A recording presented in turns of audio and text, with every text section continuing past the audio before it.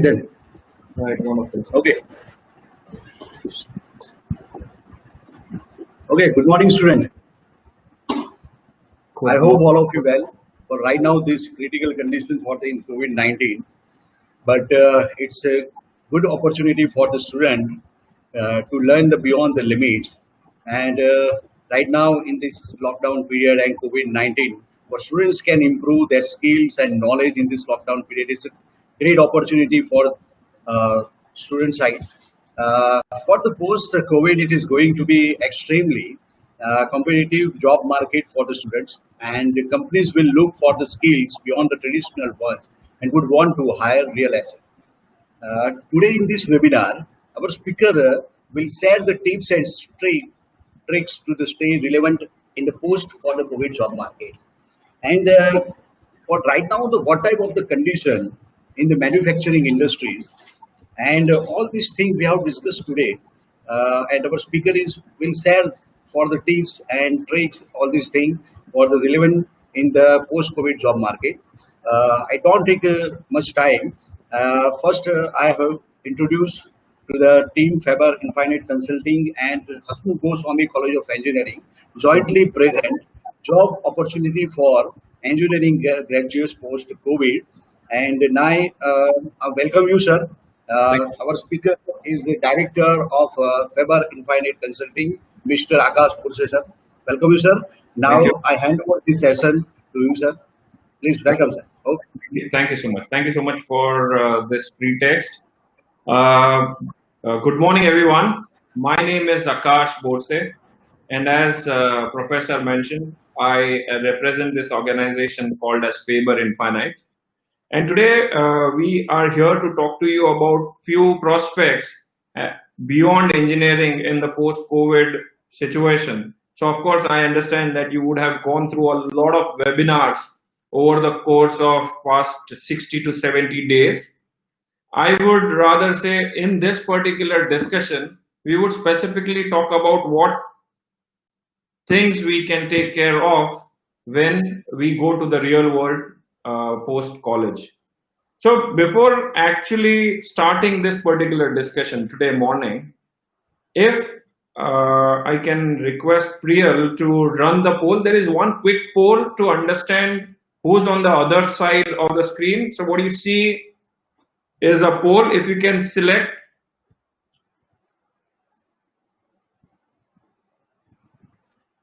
So I'll read out the question. What would describe you?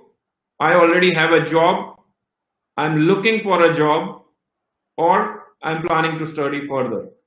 So we'll have it for a couple of minutes for the people to respond. So I'll try and have my content around it.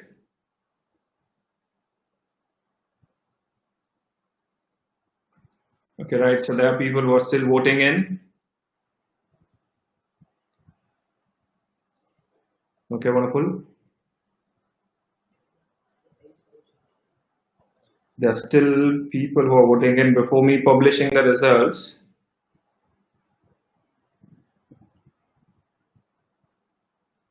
Okay, so I think majority of them have voted. I'll just publish the results.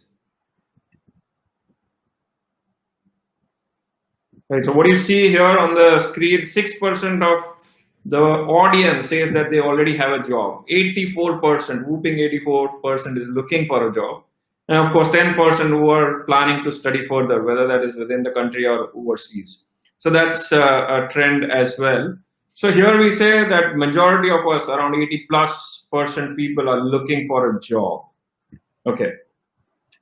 So what I'll do is I will quickly start with that background. I will start sharing my screen.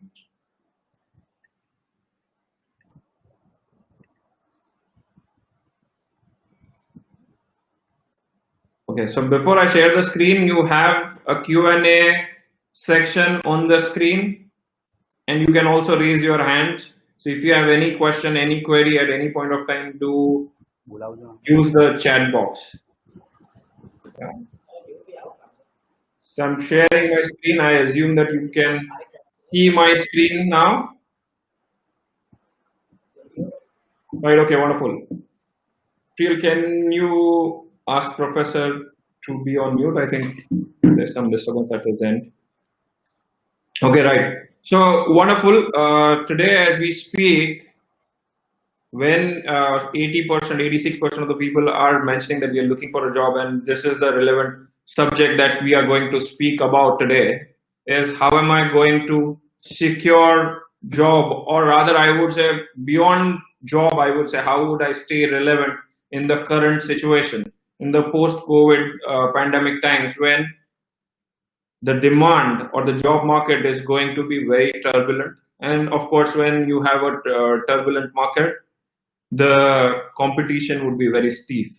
So that's where we need to have that extra edge, additional edge, which is going to give us those wings. So now when we talk about post-COVID times, I would rather want to talk about, even before we jump to the post-COVID times, I would want to talk about, are these times new, or has the human mankind experienced such times before? If we dig down into the history, such times have always been there. I am I would say, very inquisitive student of history, and if I were to jot down, there are 17 to 18 times in the human history that we have we have noticed or recorded some kind of a depression or a recession. So this particular situation, what we see is, of course, phenomenal, as in this has never happened, this is unprecedented, but then this is not new. So we can definitely draw some leaves from the past, which we will be talking about in a little while. So now, as we start this particular discussion, I would want to draw your attention, or rather I would want to correlate with you, because whenever you open up today's media, everybody is talking about that it is going to be a crisis situation as we move forward. So what you see on the screen is, these are some of the snippets from all different mainstream media. So whether that is Economic Times, Business Standard, Indian Express, The Week, Outlook, so on and so forth, everybody's talking about that it's going to be the worst time, it's going to be the most difficult time, so on and so forth. 52% of the CEOs, leaders foresee that there would be a job loss. So there is enough negativity around. My only point today, when I'm starting with this particular point, is that let's keep all this negativity aside. The only reason why I say so is I am of strong belief that every crisis creates opportunities. So every crisis is an opportunity, it's kind of a door to the new future. It is all dependent on the paradigm that we have. And as and when we talk to several of our clients, it is the paradigm shift which is extremely important in any domain. So whether I'm into engineering or any non-technical domain as well. There have been several such examples, several such stories around where we talk about every crisis creates opportunity. It is matter of our wisdom, how we identify and look at those opportunities. So as kids, when we were growing up, we would have heard about several stories. One very simple, the first story, as in when we start going to kindergarten or school, we listen to or we hear from our grandparents or parents, is the story of a crow and the pot where he was unable to drink water, right? So that could be as small a crisis from that particular story, but then when we look at it as a story, of course it is a small crisis or a small situation, but for the crow it was a life and death situation at that point of time, and he overcame that particular situation by throwing those small stones or pebbles in the pot such that the water rises, right? So it is matter of throwing those stones in this particular situation and identifying what opportunity is going to work for me.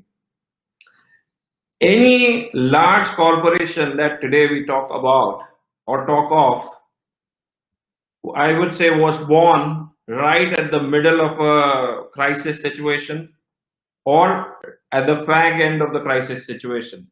So whether you look at Apple or whether you look at General Motors, any of those organizations was born or came to limelight right at the time of crisis.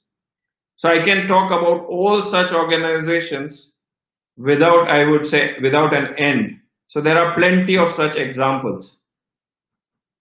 One very classic example, which I would say many of you would be able to correlate, because I'm sure you would have seen the rise of Apple along with the iPhone and the iPods of the world.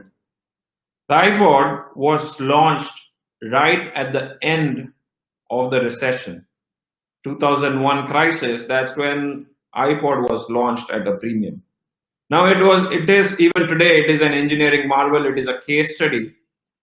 But the reason why I'm talking to you about this, that this engineering marvel is identifying that particular situation and making best out of it. So that's where it is very, very important and eminent for all the engineers who are on the other side to identify and work on those situations or opportunities.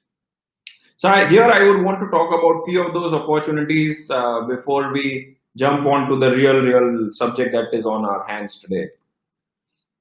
So as I said, that there are plenty of those lessons from the history. History is the best teacher. That is what we have been taught so far, right? So the first example that I would want to talk to you about, and I would stay relevant, I would quote very recent examples. Of course, there have been several of those examples which can go hundreds of years back into the history. I'll talk about very recent history.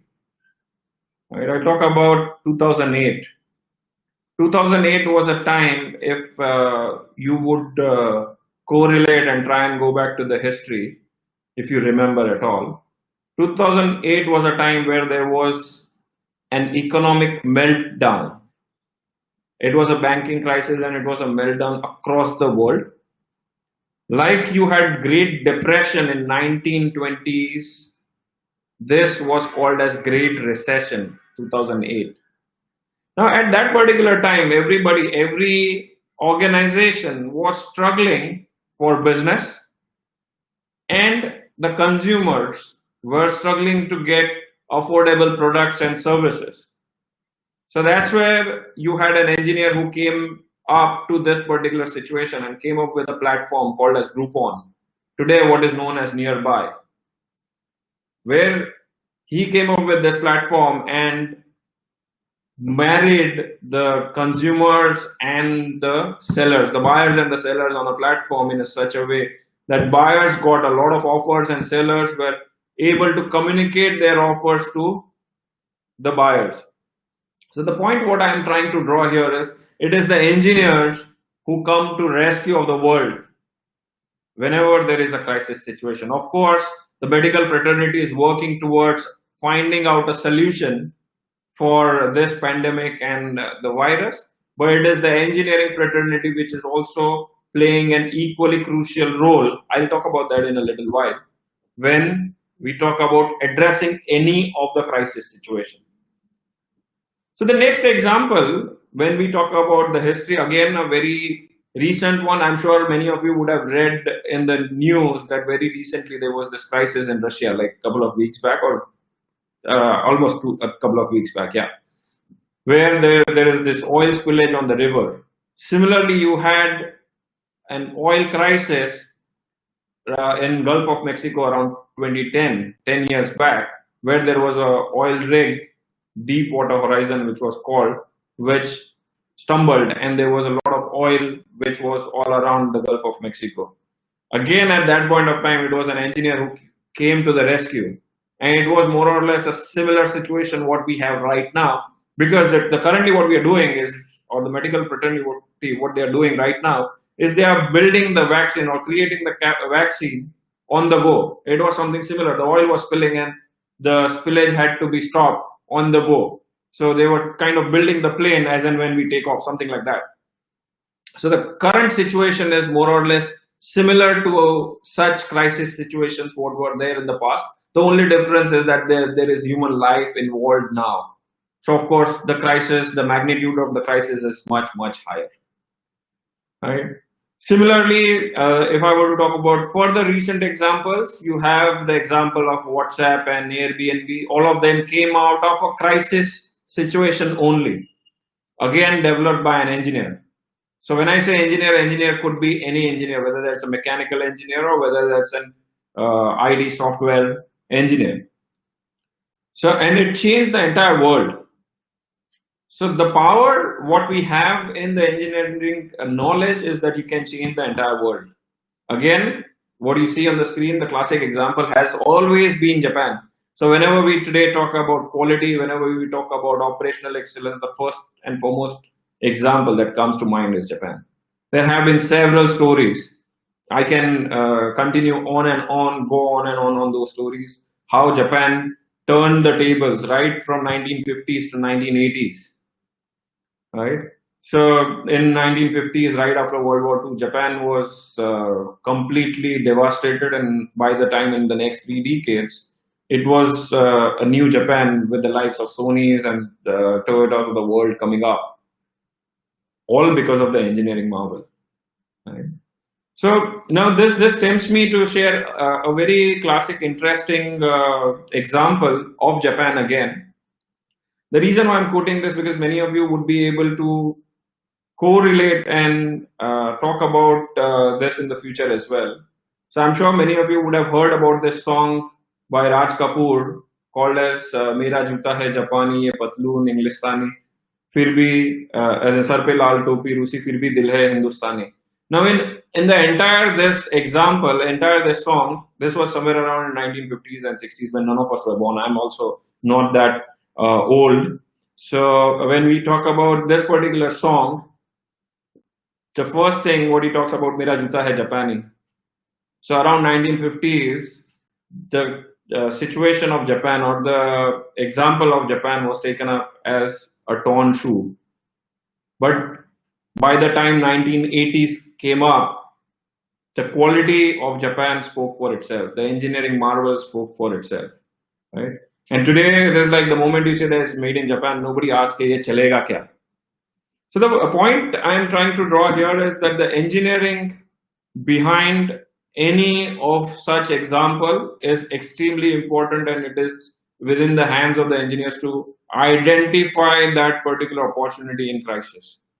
It is even applicable today, right? So I'll talk about some examples from India as well.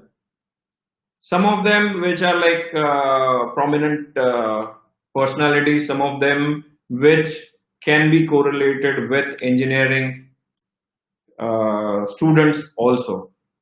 So if I were to talk about some of the real life stories where people identified those opportunities, the first one, what you see on the screen is Galaxy Surfactants. It's a company which manufactures surfactants which goes into all your detergents and toothpaste and so on and so forth. It has multiple applications. Now the reason why I'm talking about this Galaxy Surfactants, I know of the organization and the owners who started this organization. So it was Mr. Shekhar and Mr. Jira Krishnan who started this organization. The reason why I'm talking about them, it is again engineers, chemical engineers who came up and who said that we would be working on the current problem that is on the hand. And when they went up to the market, that's when they realized that to manufacture the as in chemicals, like as in the end products like detergents and toothpaste, you need surfactants. You need elements like SLES, which was not available at that point of time. And that is what it started their quest to offer such solutions to the market right from the scratch. SLES hota kya hai? It starts with that. Now the reason why I'm talking about such organization, it's like 15 crore, 1500 crore, 3000 crore organization. The reason why I'm talking about it is today the organization, all the manufacturing plants are certified by Japan Institute of Plant Maintenance in terms of they are the first chemical company in India. They were the first chemical company in India to have TPM level 3 certification. So it is again the engineering which came to the rescue when it comes to offering such products to the market. Similarly, Mahindra and Mahindra, what Mahindra and Mahindra today is because of the design expertise of Mr. Pawan Goenka, and when he came up with this design of Scorpio, which changed the fortune of Mahindra and Mahindra. So there would be plenty of such examples from our real life as well, right? If I were, are we together? Do we have any questions so far? Right, okay. There are no questions so far. Yeah, okay. So I was talking to you about the real life examples. Now, again, when we are talking about those examples, I would come a little closer and stay more relevant when I talk to you about those examples. I have not introduced myself. Let me introduce myself. As I said, I am also young. I am also a mechanical engineer from Gujarat.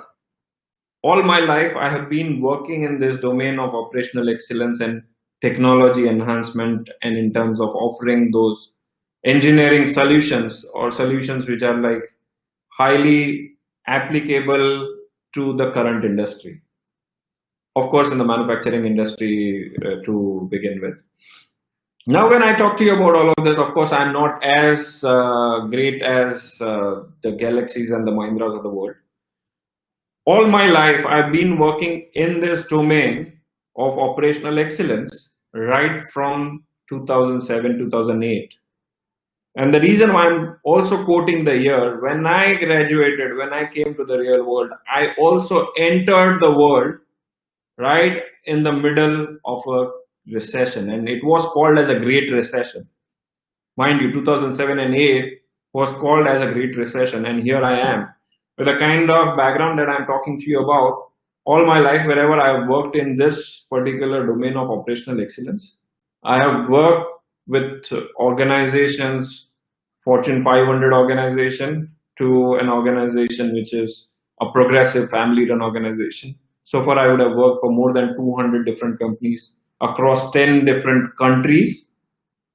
So those could be with the likes of Inox, Wipro, Bombardier, L&T, all of them which are like leaders in engineering. At the same time, I would have worked with the likes of United Nations, African Union, so on and so forth. So the reason why I'm again quoting to you about this particular situation, it's not that bad. It is matter of time that we identify opportunities for ourselves. What is it that is going to work for us and make the best of that particular opportunity? So there have been several such examples which I can continue, go on and on. I'm sure many of you would be saying that all of this looks okay when it is in the media and whenever people who have already done something. What is in it for me, right? So where are the opportunities? Where are those job opportunities for me? So that's where let me draw your attention to which are those sectors which are recruiting. Of course, in the earlier slide, we saw that many of them are laying off, many of them are struggling in terms of not hiring, right? So which are those sectors which are recruiting?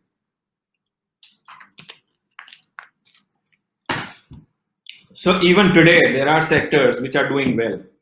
And I would want to draw your attention to all those sectors which are doing well. Starting with, of course, the first one is where we talk about retail and logistics.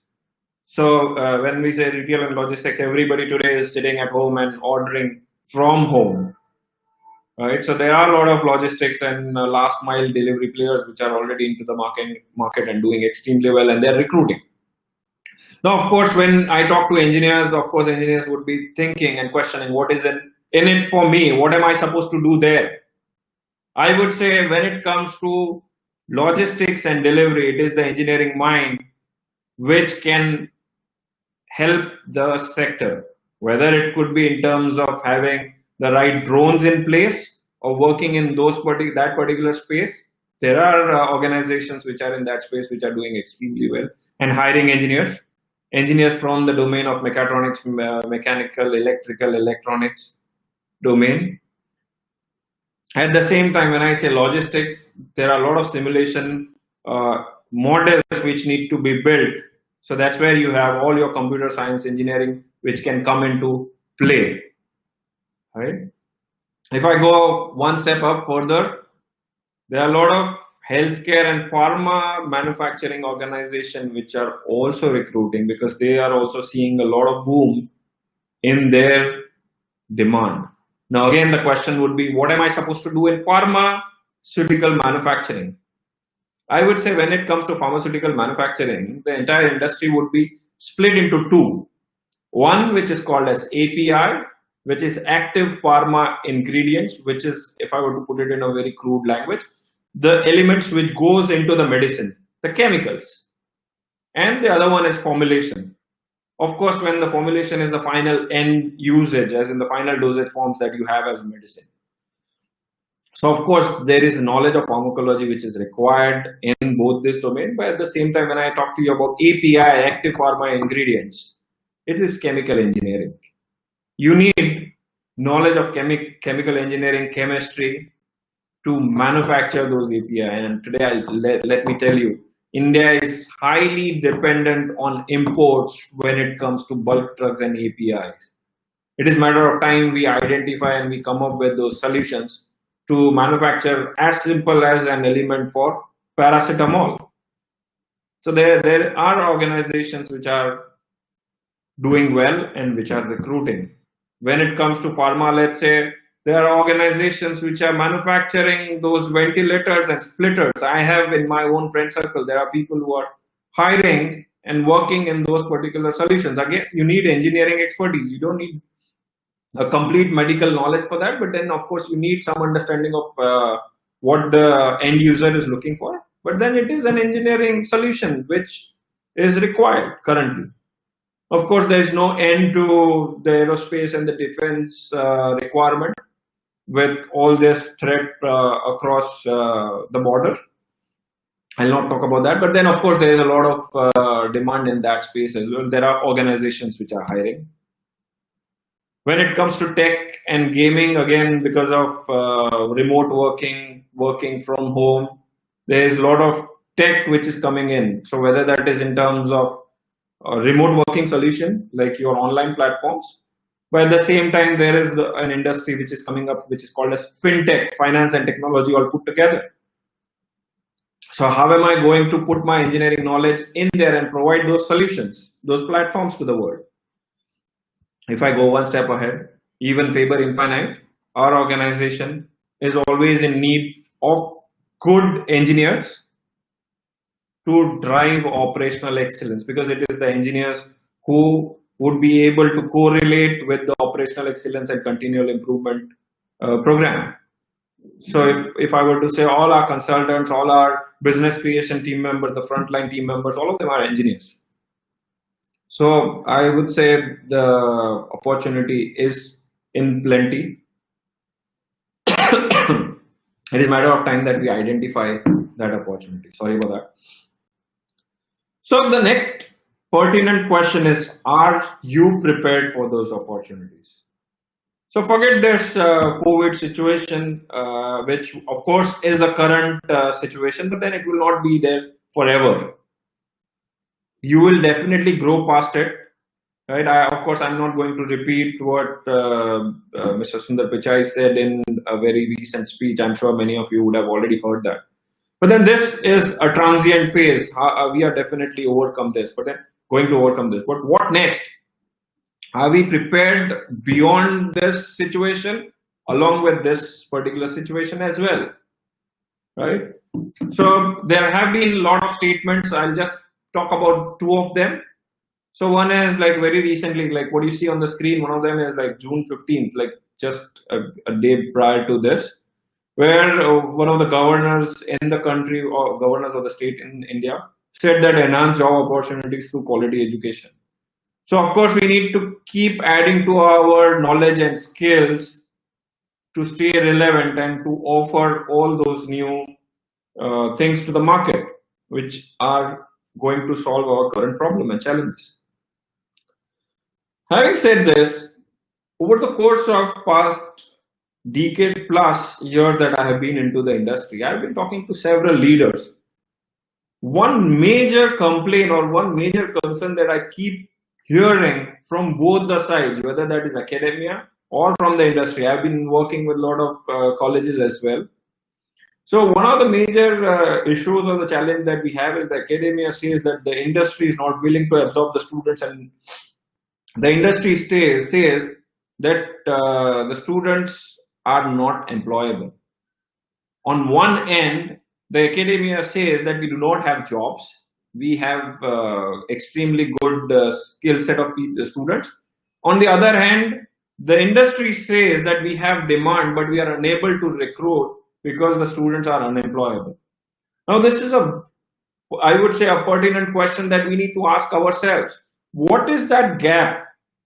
Why we have such glaring gap in this job market? Now, early days when I was as a student on the other side, I always kept questioning that how is it possible? But when I interact with the leaders now today, I would say that the industry in a way is correct. Because when we talk about the understanding to be more employable, it is not only the engineering skill. Of course, the engineering skill is extremely important. The knowledge is extremely important. It gives me a complete new dimension to think. But at the same time, there is a lot more beyond engineering that we should be aware about, the real world situation. So we'll talk about that. We'll spend a couple of minutes on that as well. So along with understanding about the entire end-to-end, I would say, value chain, of course, those soft skills, I would say the skills which would be called as finishing skills are extremely important. How presentable I am, how good I am in terms of communication, how am I going to address a situation and address a problem live. So my problem solving skills are going to be extremely important. So now all of this we'll have to inculcate as a student as and when we progress. The sooner we prepare ourselves, the better we are, right? So we need to definitely sharpen our axe. We need to definitely sharpen our skills before we go to the market. So the big question here is, what did we do in the lockdown period? Did we work upon improving our skills? And when I say improving our skills, I'm not saying attending, say, 10 webinars or attending X number of courses is only going to help me improve my skills. How am I going to pick up those as an understanding of those webinars and courses and implement in my real life? Implement in our day-to-day working, that is extremely important. So there could be plenty of such stories and examples. So if I were to say another example that what comes to my mind is in this particular pandemic COVID time is an engineering student who came up with a solution. And today if you see, that simple solution is all across the market. Now in the US, in the Western world, of course, we are lucky here that we have a lot of access to a lot of sanitizers and hand wash and so on and so forth. In the US, in the Western world, early times at this particular pandemic, there was there was shortage of sanitizers and stuff. At that point of time, one of the engineering student who was in the market was forced to touch and use a digital pen and touch your keypad. That's when he realized that there could be a lot of germs and virus threat on such open areas and surfaces. And that's where he came up with a very simple copper key to take care of opening the doors, closing the door, signing digitally, operating all the lift or elevator buttons and so on and so forth. It may appear very, very simple, but for that to come up with such a simple, yet I would say innovative solution, you need an engineering mind, right? So today, if you Google, you'll find plenty of those solutions and offerings and products, even in the Indian market. So the point what I'm trying to drive here is, how are we going to make all our skills relevant to the current market situation? So I was talking to you about going further. I was talking to you about understanding about the end-to-end manufacturing industry. So at least if we pick up in this particular lockdown, in this particular webinar, 1 hour session, if we pick up, what is it takes up when it comes to the manufacturing industry. So as an engineer, we might be limiting our understanding to let's say the core operations, what you see in the screen on the screen, right? There is some raw material which comes in. There could be some machining, fabrication, which might happen. There is some testing, packing, and the goods go out. Typically in manufacturing industry, if I were to say a discrete manufacturing industry, of course, the process industry would have a process material flow.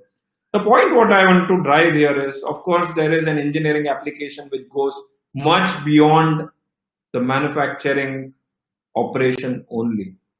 There is engineering all around. It starts from right from product design, where there are elements of innovation which comes into picture, the R&D which comes into picture. Once the product is developed, of course, you need to develop the vendors as well. So having the suppliers and vendors in place, it is also equally critical and crucial when it comes to offering any product or solution to the market.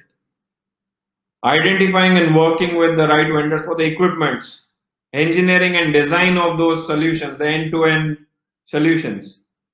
So once the plant is up and running, maintaining that plant, so the maintenance and quality comes into picture. So there are elements, support elements, whether that is in terms of inventory management, costing, planning, tooling, so on and so forth, industrial engineering, IT. There are plenty of those areas which comes into picture, and finally, of course, catering to my customer. So whether that is having the right packaging, which is cost effective, and ensuring that the product reaches right on time whenever it is required. So when I say engineers should look at the entire value chain and not one isolated island. We should look at right from the input process to the output, end to end. So whenever we are talking about end to end, that's where the real engineering solution needs to be applied. And for which, going ahead, if I were to talk about, ultimately it is the engineer's responsibility to offer what the organization is looking for. There are only three things which would ensure what the organization is looking for. If I were to put it in a plain simple words, just for the lack of time, any organization is looking to be profitable, right? And the only way to achieve profit is to offer solutions and product which are like based on these three pillars: quality, cost, and delivery. And none of this is possible without engineering. Engineering, of course, with an added skill, right? Are we together so far? Okay, right, good. I see no questions. I think we are together. I presume that I am audible. So that's where we are going to talk about what is it required when it comes to measuring quality, cost, and delivery. Of course, there are plenty of those parameters which could be correlated. Now in here, if we look at them, how are those measured? They are measured by different continual improvement practices.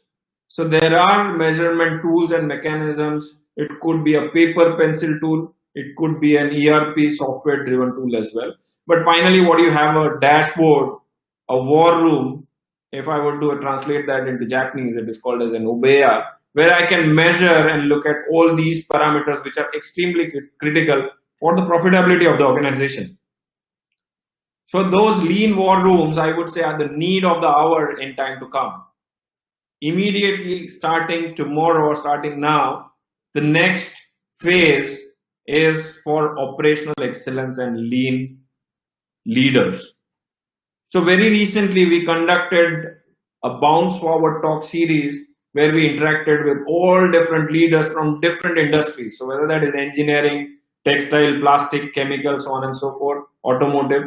9 out of 10 leaders said that their major priority now is to initiate, if they have already not started it, and if they have already started it, accelerate the lean journeys.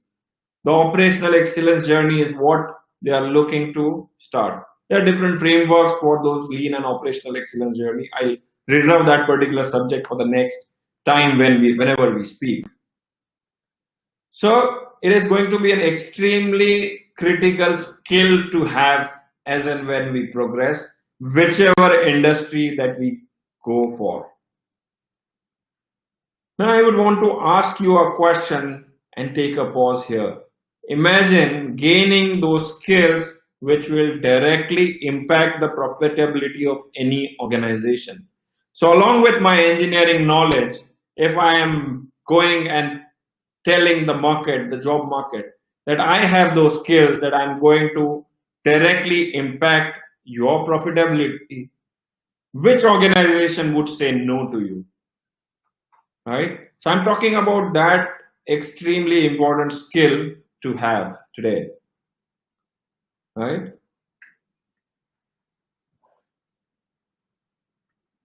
So which is that skill? That is what I would take a minute to offer to you, is these three courses what Faber Infinite has been offering, these three different skill sets which would be extremely relevant and which would make you also relevant in the market.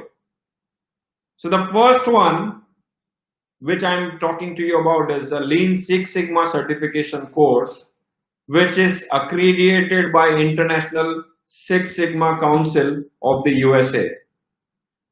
So this particular accredited course is valid across the world, green belt course, which gives you that entry or the window into the lean and operational excellence world. So mind you, it is coupled with Lean and Six Sigma put together. So there are batches starting up as soon as immediately in the next couple of weeks, as early as June, which would give you those skills which would be extremely relevant in the time to come. Mind you, it is coupled with Lean and Six Sigma together. So that adds more weight to it. It is an online course where you can, of course, it's a live online course where you can interact with the trainer. It is the course duration is from 18 to 30 hours. The next course is Lean Practitioner, which talks about all these elements that I was talking to you about. How am I going to offer and make industry which is going to be efficient? Right? So you pick up any large organization and tell me if they are not practicing lean or operational excellence in any way. So today, if you talk, it's not only Toyota, but then you talk any organization, large, medium, small, any progressive organization would be practicing operational excellence in one or the other way. So again, this is a 8-hour introductory course, which is a bronze level course.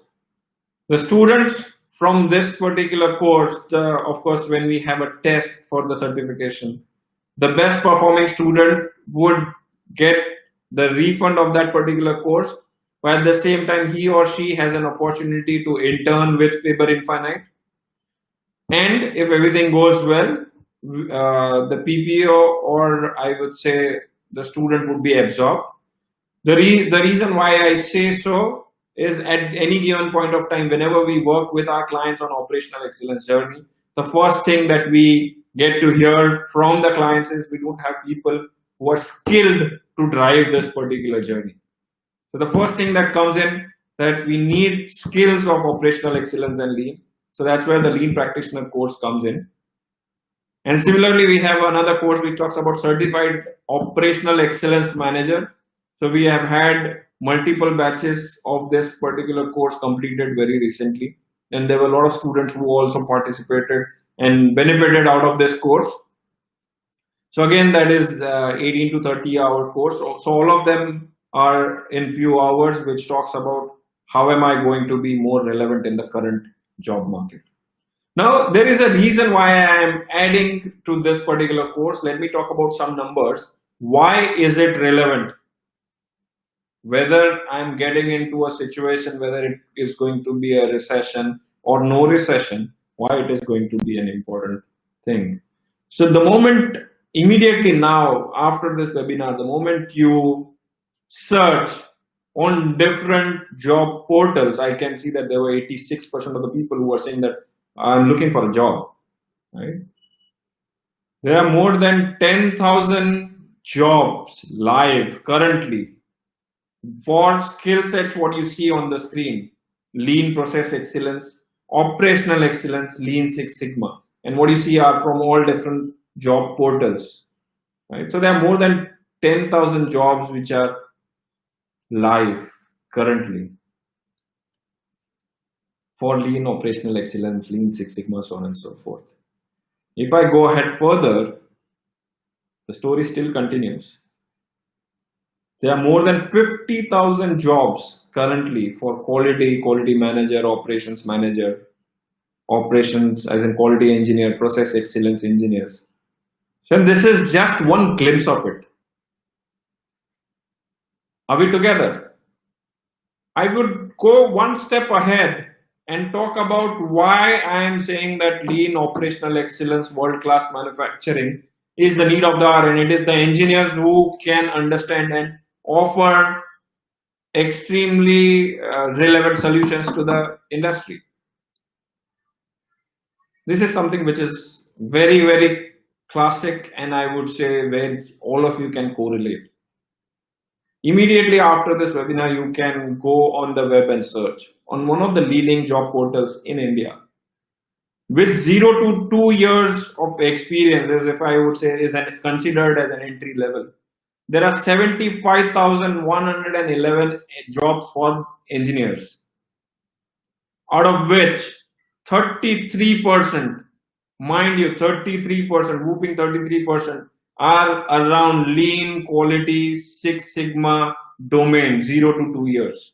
Now it is a question for us to ask ourselves that do I have those skills or not?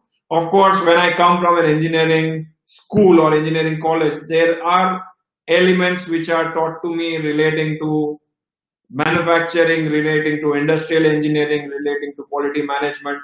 How am I going to go and implement them in the real world? That is what we need to understand and have those skills in our armory, right?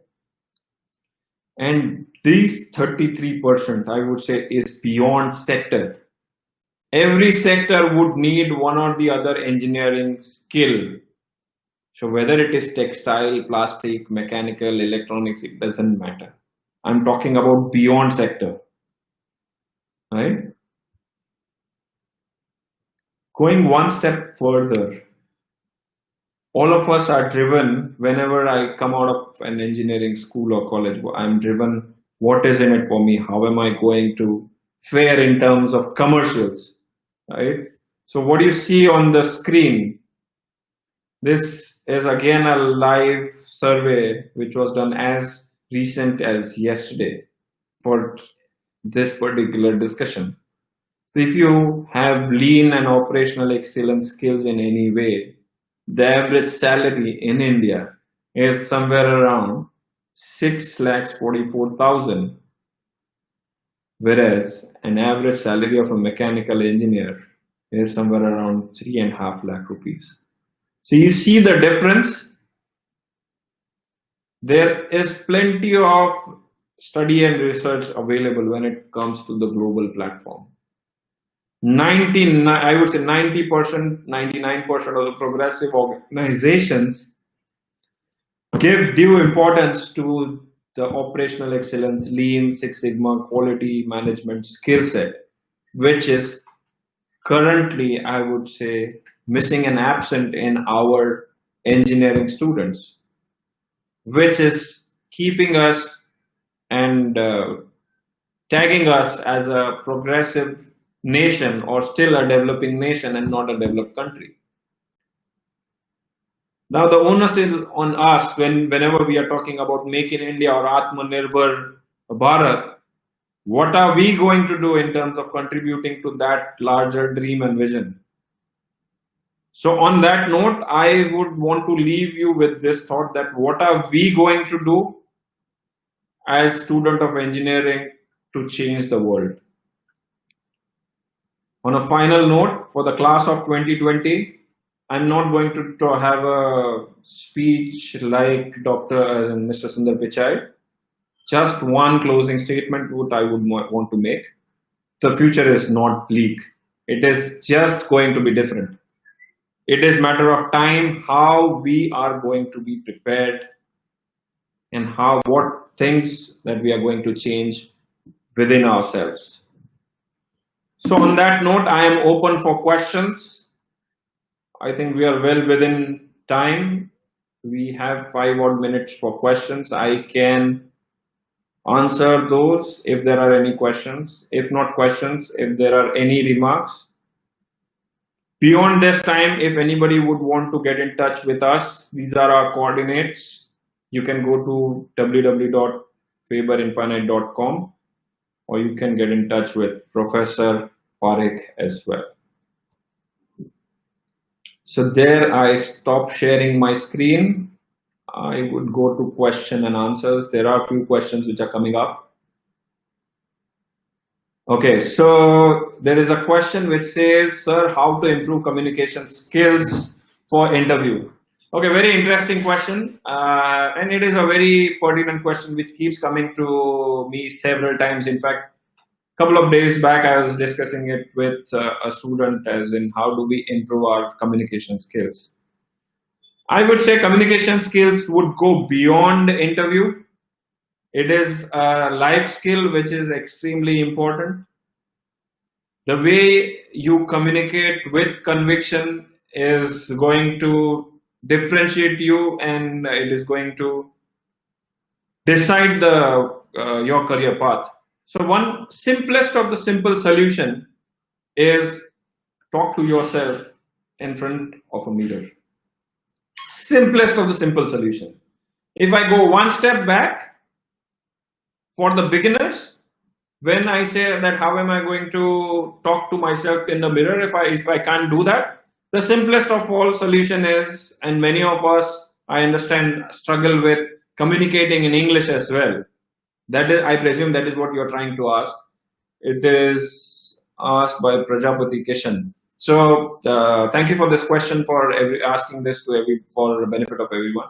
What you can do is you can pick up a newspaper, English newspaper, leading English newspaper, read it out in front of the mirror.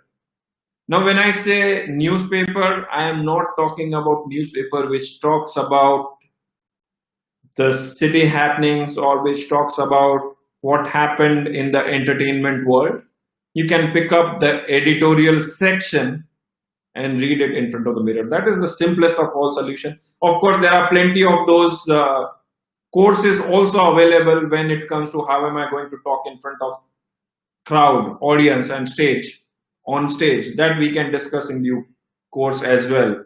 If everybody is keen, I can talk to Professor Parekh and we can have specific discussion on this particular subject as well.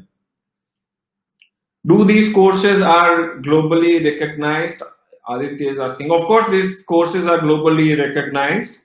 So when I say globally recognized, the Lean Six Sigma certification, what I was talking to you about, is certified by International Council of Six Sigma, which is in the US, and all of the accreditation, it is accredited for the globe.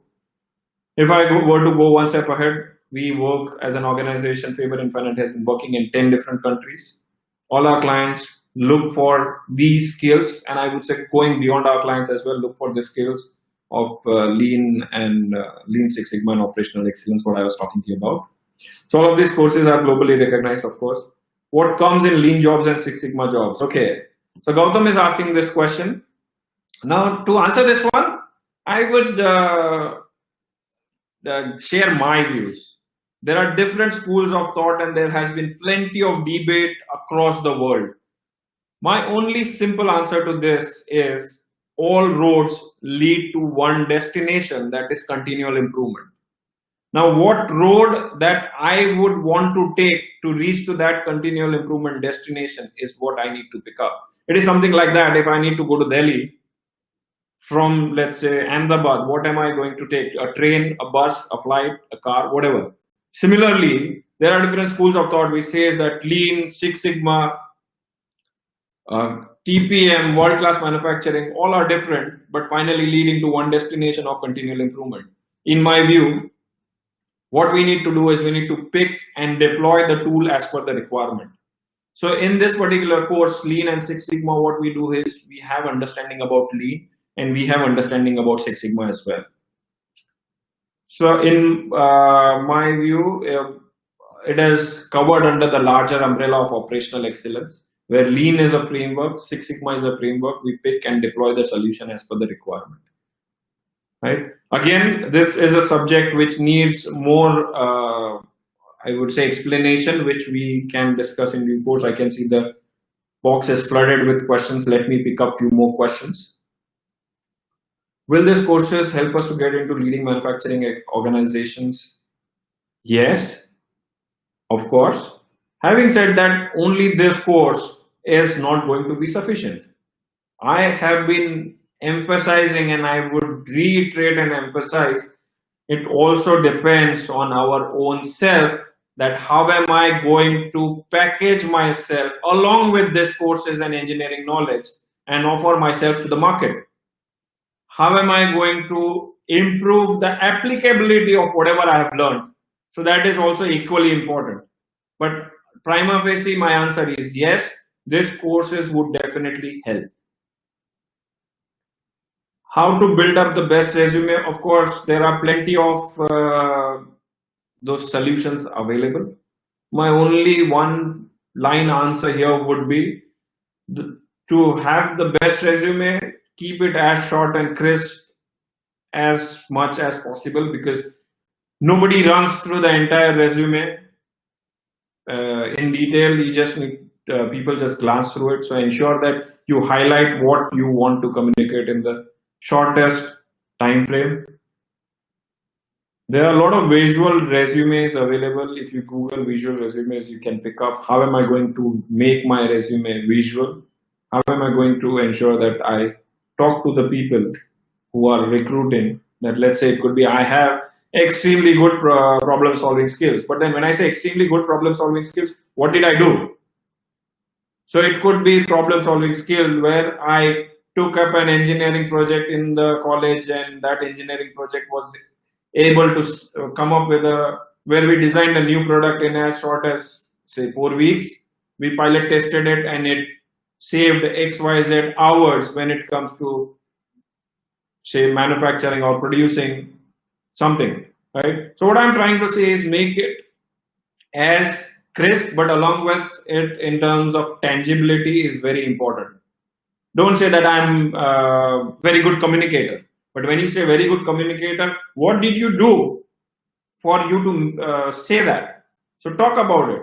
That I participated in XYZ competition where I won XYZ. Or maybe the best thing to mention is I was leader in so many activities or tasks that I took up during my college days. Yeah.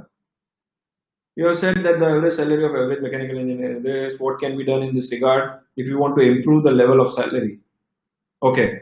So if you want to improve the level of salary, I would say there is no magic solution to that. The more relevant you are for the industry, the higher the degree of complexity that you resolve, the higher the salary that you can command.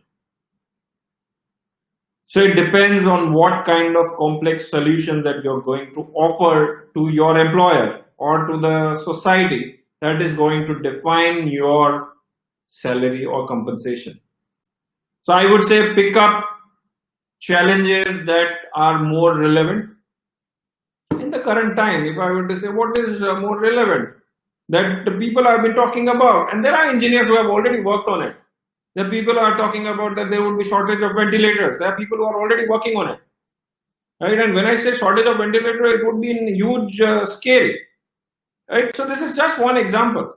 How am I going to offer an engineering solution such that I make public spaces COVID-free, right? So the complexity of the problem that I am going to resolve is going to command my compensation. That's one. Going beyond COVID times, how much benefit I am going to offer to the market, to the organization, is going to decide my compensation. If I am going to save more value and cost for my organization, if I am going to come up with a process which is going to be error-proof, I would definitely command more compensation, right?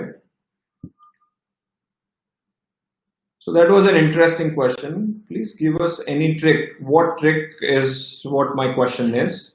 So my answer here is there is no magic trick. It is something that which we will have to inculcate in ourselves and ensure that we are more relevant in the market, right? So Amit, if you can, okay, Amit has already asked this question. So Yash was asking that question, was saying, please give us any trick.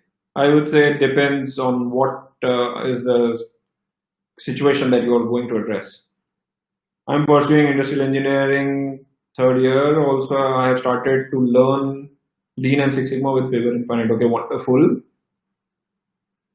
They have been very beneficial for me. Please, would you like to suggest for me to utilize it practically and learn more?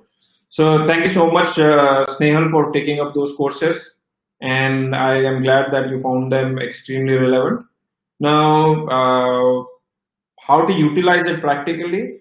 I would say it is picking up any project, whether with your existing employer or with your new set of working, new environment that you would be working, or I would say going beyond.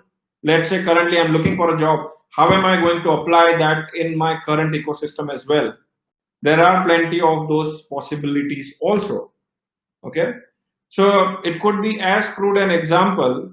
If I were to say these operational excellence skills are equally applicable in my next door neighborhood. Let's say there would be a closest industrial area, manufacturing area where you have a lot of manufacturing units. All of them are looking for such solutions, but they cannot afford it. They cannot afford it. So if I'm going to offer to them my skills, which are going to be an extremely affordable proposition, which they cannot deny, right? I started my career as a consultant in operational excellence domain. You can offer that too in the market, right? So there are plenty of possibilities to apply these particular solutions practically. Six Sigma, if it is applicable in the life of a dabbawala, I'm sure Six Sigma, many of you would have already heard about this particular example, that Bombay dabbawala are Six Sigma certified. If it is applicable there, it can be applied to anywhere and everywhere, right? When I talk about lean, lean is finally ensuring my material velocity, which is smooth as per my customer demand. I have been already practicing lean in my kitchen. So there are mothers have been practicing lean in our kitchen as well. So that is equally applicable beyond manufacturing industry. In current time, everybody is saying that we will be working with 33% manpower, 50% manpower, if I apply lean solution to those particular situations. So whether that is hotels or restaurants also, I can be relevant to them. So it is a matter of time. How am I going to apply these skills which I have learned? Okay, now I think we have had enough questions. I'll just take a couple of them. I would like to work in sales marketing. How to improve my sales techniques? Okay, very, very interesting question. I think we'll address that offline. So sales, again, it is, I would say, subject which is very close to my heart. I would say the most noble profession is where you create and generate value and create that demand for any of the engineering solution. So many of our engineering friends refrain from sales and business development marketing jobs. I would say you should not. With an engineering flair and engineering knowledge, you will be able and more equipped to correlate with the demands in the market. So to improve sales skills, there are again plenty of courses available. Just one line remark here is always keep the customer in mind whenever you're offering any product, whenever you're selling. So then don't sell the product, sell the solution. So it is something like, if I were to say, if I'm selling a watch, don't sell the feature of the watch, sell the end result. Why do you need a watch to be on time always? Right. Okay, so I think we have had enough questions. I hope the quick talk was relevant and was helpful. I hope I was able to answer majority, I would say all of the questions. I've tried to touch upon all of those questions except couple of them. So if you have any more questions, you can write to us. You can get in touch with Professor Parekh. You can go on our website as well. Okay, so there is one more request that you would want to have a black belt course also. So of course, the team is already working in that direction. The moment we have enough critical mass for black belt, we will roll out that as well, and our team will be in touch with you on that subject. Right? Okay. So with on that note, I thank all of you for this particular opportunity, so where I could talk to you. I would also want to thank Professor Parekh for inviting me and having me over to have this quick virtual discussion. I hope I was relevant and was able to answer all the questions. On a quick final closing note, again, I would want to go back that it is not difficult. The only thing is that it is going to be different. So let's be prepared and ready for the different times. Let's sharpen our skills and stay more relevant to the challenges which are coming up.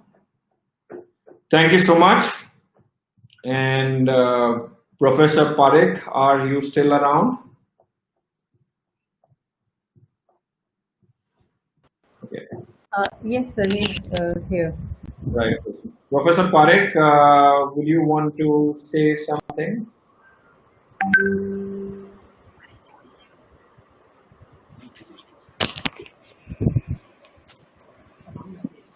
Hello. Yes, Professor Parekh. Hello. Yeah, we can hear you. Yes, sir. The head of Department of Mechanical and Automobile Department HOD already here. So, yes, I hand over the Mr. Amit Manpurwala. Sure, Professor Manpurwala. How are you? Much better. Hello, Aakash Borse, sir. How are you? Good. How about yourself, sir? Yeah, I'm also fine. Thank you. Wonderful. Okay. So, first of all, I would like to congratulate Aakash Borse for this wonderful speech. I think it is very much full of valuable information and knowledge also. I heard that he has shared some real life experiences. I think that is the important and interesting part of this webinar. I'm very thankful to him for these real life experiences. I think it can help all participants of the webinar for their bright future. Moreover, I want to congratulate all the people who have made this webinar as a successful event. All staff members of your office worth appraisal. So I would congratulate all them and thankful to them all also. One more thing, the basic part of this webinar cannot be forgotten, and they are students. I would like to congratulate and thankful all the students for participating in this webinar. I'm very much thankful to the management of this Faber Infinite, all staff members and students to make this webinar a successful event. I wish all the best to everyone for their bright future. Thank you, sir. Thank you so much, Professor. So on that note, I thank again to all the parties involved, of course, the college, the professor, the staff, and students, of course. And I wish all of you a bright future. Thank you so much. Thank you. Now I'm handovering this microphone to head of the Department of Mechanical Engineering, Sure. Professor Jatin Patel, for vote of thanks. Sure. Yeah. Okay.